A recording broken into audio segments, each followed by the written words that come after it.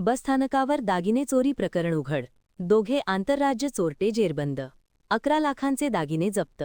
Police पथकाचा सत्कार.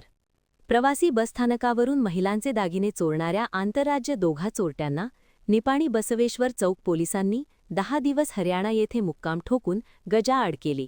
याबद्दल जिल्हा पोलीस प्रमुख के रामराजन यांनी शनिवारी विशेष पथकासह निपाणी सर्कलमधील वरिष्ठ अधिकाऱ्यांचा जिल्हा मुख्यालयात सत्कार केला.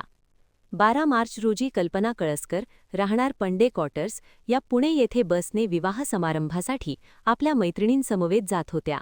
दरम्यान त्यांची बॅग आधीच बसमध्ये असलेल्या सोनू थेलू, सतीश सुलता, राहणार हरियाणा येथील दोघा चोरट्यांनी लांबवून चिकोडी येथे पोबारा केला होता.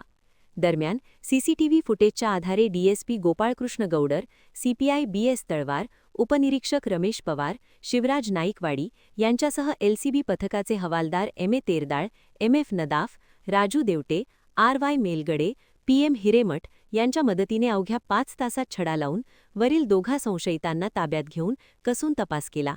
दोघा संशयितांनी आपले आणखीन 2 साथीदार फरार झाल्याचे सांगितले.